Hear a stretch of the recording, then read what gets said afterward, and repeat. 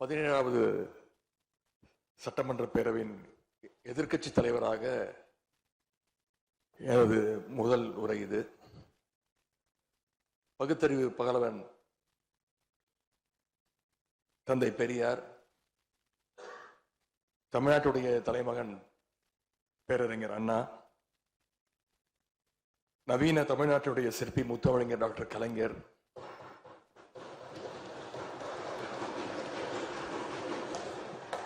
இந்தியாவுக்கே வழிகாட்டிய திராவிட மாடல் ஆட்சியை தந்த திராவிட முன்னேற்ற கழகத்துடைய தலைவர் திரு முத்துவேல் கருணாநிதி ஸ்டாலின் என எங்களுடைய தலைவர்களை எல்லாம் வணங்கி என்னுடைய இந்த உரையை துவங்குகின்றேன். முதல்ல என்னை இரண்டாவது முறையாக தேர்ந்தெடுத்து இந்த சட்டமன்றத்திற்கு அனுப்பிய என்னுடைய சேப்பாக்கம் திருவல்லிக்கேணி தொகுதி மக்களுக்கு என்னுடைய நன்றியை நான் இங்கே தெரிவித்துக் கொள்கின்றேன். அதே போல எங்கள் தலைவர் தலைமையிலான திராவிட முன்னேற்ற கழகத்துடைய கூட்டணிக்கு 1,82,82,782 வாக்குகளை தந்த தமிழ்நாட்டு மக்களுக்கு என்னுடைய நன்றியை நான் தெரிவித்துக் கொள்கின்றேன். அதேபோல எங்களுடைய கூட்டணி சட்டமன்ற உறுப்பினருடைய வெற்றிக்காக உழைத்த திராவிட முன்னேற்ற கழகத்துடைய அனைத்து நிர்வாகிகளுக்கும், முத்தமிழறிஞர் டாக்டர் கலைஞருடைய உயிரினும் மேலான அன்பு உடன்பிறப்புகளுக்கும், தோழமை இயக்க தலைவர்களுக்கும் தொண்டர்களுக்கும் என்னுடைய நன்றியை நான் தெரிவிச்சுக்கிறேன். இந்த அவையில என் கூட நின்று எனக்கு வழிகாட்டக்கூடிய எதிர்க்கட்சி துணைத் தலைவர் அண்ணன் திரு KN நேரு அவர்களுக்கும், எங்களுடைய கொறடா அண்ணன் வேறு அவர்களுக்கும், துணை கொறடா அண்ணன் திரு கோவி செழியன், செயலாளர் அண்ணன் திரு தங்கம் தென்னரசு, பொருளாளர் அண்ணன் திரு MRK பன்னீர்செல்வம் ஆகியோருக்கும், கழக சட்டமன்ற உறுப்பினர்களுக்கும் என்னுடைய நன்றியை நான் தெரிவிச்சுக்கிறேன். சட்டமன்றத்தில் நேற்று நாம அத்தனை பேரும் பதவி பிரமாணம் செஞ்சுக்கிட்டோம். அதன் பின்பு இன்னைக்கு முதல் நடவடிக்கையா பேரவைத் தலைவரை இன்றைக்கு தேர்ந்தெடுத்திருக்கிறோம். வரலாற்று சிறப்புமிக்க இந்த சட்டப்பேரவையில மாண்புமிகு பேரவைத் தலைவராக தேர்ந்தெடுக்கப்பட்டிருக்கக்கூடிய உங்களுக்கும், துணைத் தலைவராக தேர்வு செய்யப்பட்டிருக்கக்கூடிய திரு ரவிசங்கர் அவர்களுக்கும் எங்களுடைய தலைவர் சார்பாகவும் கழக சட்டமன்ற உறுப்பினர்கள் சார்பாகவும் மீண்டும் என்னுடைய வாழ்த்துக்களை நான் தெரிவிச்சுக்கிறேன். மாண்புமிகு பேரவைத் தலைவர் அவர்களே, இங்கே ஏற்கனவே எல்லாரும் குறிப்பிட்டது போல நானும் கேள்விப்பட்டிருக்கேன். நீங்க எப்பொழுதுமே சிரித்த முகத்துக்கு சொந்தக்காரர்னு கேள்விப்பட்டிருக்கிறேன். அது மட்டும் இல்லை, எல்லோருடையும் மிகுந்த அன்போடு பழகக்கூடியவர் அப்படின்னு பலர் சொல்லி நான் கேள்விப்பட்டிருக்கிறேன். இதே சட்டப்பேரவையில 1980ஆம் ஆண்டு தேர்தலையும் 2011 சட்டமன்ற தேர்தலையும் நீங்க வெற்றி பெற்று ஒரு சிறந்த சட்டமன்ற உறுப்பினரா நீங்க பணியாற்றி இருக்கிறீங்க. எனவே பேரவையுடைய மரபுகளும் விதிகளும் உங்களுக்கு புதுசு கிடையாது. நீங்க தேர்ந்தெடுக்கப்பட்ட இப்பொழுது சேர்த்து 3 முறையும் ஆளுங்கட்சி உறுப்பினரா சட்டமன்றத்துக்குள்ள நீங்க வந்திருக்கிறீங்க. இந்த முறை எதிர்க்கட்சிகளையும் அரவணைச்சு செயல்படுகின்ற ஒரு பேரவைத் தலைவரா நீங்க பொறுப்பேற்றிருக்கிறீங்க. அந்த பொறுப்புல ரொம்ப சிறப்பா நடுநிலைமையோடு செயல்படுவீங்க அப்படிங்கிறதா எங்க அத்தனை பேருடைய எதிர்பார்ப்பு. அதே போல ஒரு எளிய பின்னணியில் இருந்து வந்த முதன்முறையாக சட்டமன்ற உறுப்பினராக பொறுப்பேற்றிருக்கக்கூடிய மக்களால் தேர்ந்தெடுக்கப்பட்டிருக்கக்கூடிய திரு மாண்புமிகு ரவிக்குமார் அவர்கள் பேரவையினுடைய துணைத் தலைவராக உங்களுக்கு உறுதுணையாக இருந்து இந்த அவையை வழிநடத்துவார் அப்படின்னு நாங்க அத்தனை பேரும் நம்புறோம். மாண்புமிகு பேரவைத் தலைவர் அவர்களே, நம்முடைய மாண்புமிகு முதலமைச்சர் அவர்கள் நேற்று எங்களுடைய தலைவருடைய வீடுகளுக்கும் அனைத்து கட்சி தலைவருடைய வீடுகளுக்கும் சென்று வாழ்த்துக்கள்லாம் பெற்றுக்கிட்டு போனார். அந்த அரசியல் நாகரிகம் இந்த பேரவையிலும் தொடரணும் அப்படிங்கிறதா எங்களுடைய எண்ணம், எதிர்பார்ப்பு. ஏற்கனவே நான் சொல்லி இருந்தாலும் மறுபடியும் சொல்ல விரும்புறேன். திராவிட முன்னேற்ற கழகம் இந்த சட்டப்பேரவையில எதிரி கட்சியா இல்லாம ஒரு ஆக்கப்பூர்வமான எதிர்கட்சியாக நிச்சயம் செயல்படும். எங்க தலைவர் அவர்கள் சொன்ன மாதிரி திராவிட முன்னேற்ற கழகம் என்னைக்குமே ஒரு ஆக்க சக்தி தான். மாண்புமிகு பேரவைத் தலைவர்களே, இந்த பேரவைக்குன்னு ஒரு மிகப்பெரிய வரலாறு இருக்கு. இன்னைக்கு இந்தியாவில் பண்பாட்டு ரீதியாகவும் பொருளாதார ரீதியாகவும் தமிழ்நாடு சிறப்பா முன்னேறி இருக்கு. அப்படின்னா இந்த பேரவையில் நடந்த விவாதங்கள், எடுக்கப்பட்ட முடிவுகள், இயற்றப்பட்ட சட்டங்கள், நிறைவேற்றப்பட்ட தீர்மானங்கள், இதெல்லாம் தான் ஒரு காரணம். பிற மாநிலங்களுக்கெல்லாம் ஒரு எடுத்துக்காட்டாக வழிகாட்டக்கூடிய வகையில செயல்பட்டு இந்தியாவையே திரும்பி பார்க்க வச்ச சட்டமன்ற பேரவை இந்த தமிழ்நாட்டு சட்டமன்ற பேரவை. அப்படிப்பட்ட இந்த பேரவையில ஆரோக்கியமான ஆக்கப்பூர்வமான விவாதங்களுக்கு இடம் கொடுத்து ஜனநாயக மாண்புகளுக்கு முக்கியத்துவம் கொடுத்து பேரவைத் தலைவர் அவர்கள் என்றைக்கும் நடுநிலைமையோடு செயல்பட வேண்டும் என்று நாங்கள் அனைவரும் விரும்புகின்றோம். நாம் எங்க ஆளுங்கட்சி எதிர்கட்சி அப்படின்னு எதிர் வரிசையில் உட்கார்ந்து இருந்தாலும் தமிழ்நாட்டுடைய வளர்ச்சின்னு வரும்போது நாம் அனைவரும் ஒரே வரிசையில முன் வரிசையில் நின்று உழைக்கணும்னு நான் விரும்புகிறேன். அதைத்தான் தமிழ்நாட்டு மக்களும் எதிர்பார்த்துக்கிட்டு இருக்கிறாங்க, விரும்புறாங்க. திராவிட முன்னேற்ற கழகமும் அதைத்தான் விரும்புது.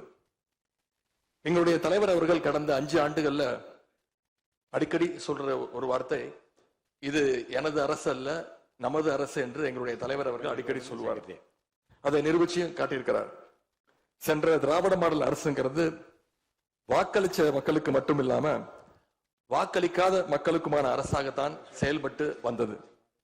ஆகவே இந்த புதிய அரசும் அனைவருக்குமான அரசாக உங்களுக்கு வாக்களிக்காத மக்களுக்குமான அரசாக செயல்படும்னு நான் விரும்புறேன். இந்த நேரத்தில் இன்னொரு விஷயத்தையும் இங்க நினைவுபடுத்த விரும்புறேன். மாண்புமிகு பேரவைத் தலைவர் அவர்களும் மாண்புமிகு முதலமைச்சர் அவர்களும் இன்னைக்கு எதிர்கட்சி தலைவராக இருக்கிற நானும் ஒரே காலேஜ்ல படிச்ச ஓல்டு ஸ்டூடெண்ட்ஸ்.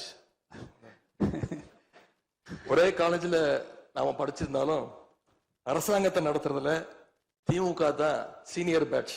அது உங்களுக்கு தெரியும். 1967 ஆட்சிக்கு வந்தது திமுக தான். நாங்க தான் சீனியர்ஸ். அந்த அடிப்படையில எங்களுடைய நாலேஜையும் எக்ஸ்பீரியன்ஸையும் நாங்க ஷேர் பண்ணிக்க ரெடியா இருக்கோம். அதை ஏத்துக்க நீங்களும் தயாராக இருங்க.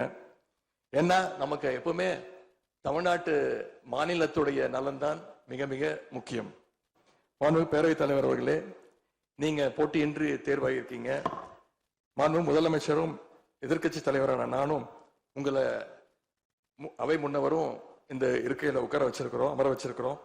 இன்னைக்கு உங்க கையை பிடிச்சி அழைச்சிட்டு வந்து உட்கார வச்சிருக்கிறோம். இனி எங்க 2 தரப்பையும் நீங்க தான் கையை பிடிச்சி அரவணைச்சு கோவம் இல்லாம கோவப்படாம, நீங்க கோவப்பட மாட்டீங்கன்னு தெரியும். உங்களை கோவப்படுத்துற மாதிரி எந்த செயலையும் நாங்க செய்ய மாட்டோம். சட்டமன்ற ஜனநாயகத்துல ஆளுங்கட்சி காதுகளாகவும் எதிர்கட்சி குரலாகவும் இருக்க வேண்டும். அதுலதான் இந்த அவையுடைய பெருமை நிச்சயம் அடங்கி இருக்கு. பொதுவா இதுக்கு முந்தைய சட்டமன்ற பேரவை எடுத்துக்கிட்டா ஆளுங்கட்சி வரிசையில அதிக உறுப்பினர்களும் எதிர்கட்சி வரிசையில அதை விட குறைவான உறுப்பினர்களும் இருப்பாங்க. ஆனா இந்த முறை கிட்டத்தட்ட ஆளுங்கட்சிக்கு இணையான எதிர்கட்சி வரிசை வலிமையா இன்னைக்கு அமைஞ்சிருக்கு. அதுதான் இந்த பேரவையுடைய இன்னொரு கூடுதல் சிறப்பு. இதன் மூலமா தமிழ்நாட்டு மக்கள் ஒரு முக்கியமான செய்தியை நமக்கு சொல்லி இருக்கிறாங்க.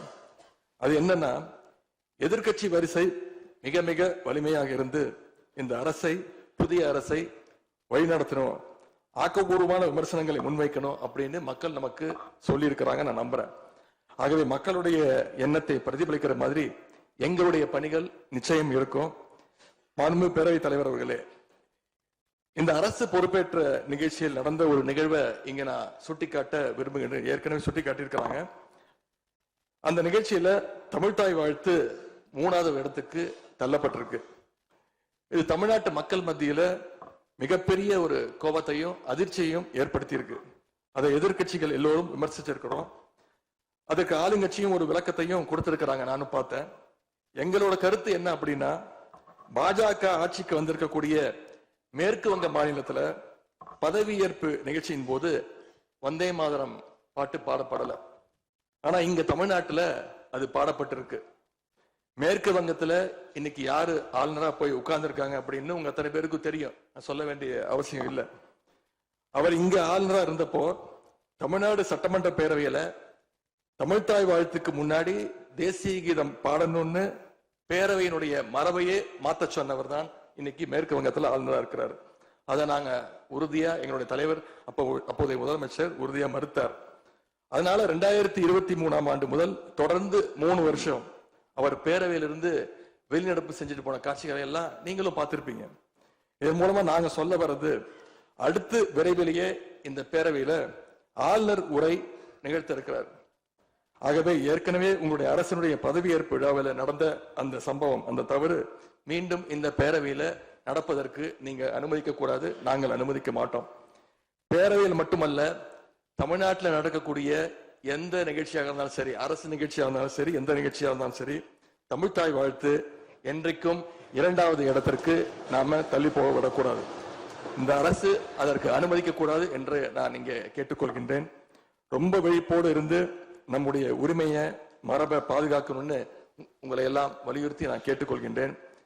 அன்பு பேரவைத் தலைவர் அவர்களே, வண்டிக்கு பிரேக் எப்படியோ, ஒரு காலைக்கு மூக்கலாங்கயிறு எப்படியோ, அப்படிதான் ஆளுங்கட்சிக்கு எதிர்கட்சி அப்படின்னு பேரறிஞர் அண்ணா அவர்கள் நமக்கு சொல்லியிருக்கிறார். ஆகவே பேரறிஞர் அண்ணா சொன்ன வழியில ஆளுங்கட்சியினுடைய செயல்பாட்டை உற்று நோக்கி உங்களுடைய நிறைகளை, குறைகளை சுட்டு காட்டுகின்ற ஒரு ஆக்கப்பூர்வமான எதிர்கட்சியாக நாங்கள் நிச்சயமாக செயல்படுவோம். இந்த அவைக்கு புதியவங்க, ஃபர்ஸ்ட் டைம் எம்எல்ஏஸ் நிறைய பேர் வந்திருக்கிறீங்க, அதுல மிகுந்த மகிழ்ச்சி. அதே போல ரொம்ப வருடங்களுக்கு பிறகு நிறைய பெண் சட்டமன்ற உறுப்பினர்கள் இங்க இடம்பெற்றிருக்கிறீங்க, அதுல எங்களுக்கு கூடுதல் மகிழ்ச்சி. அத்தனை பேருக்கும் மீண்டும் என்னுடைய வாழ்த்துக்கள்.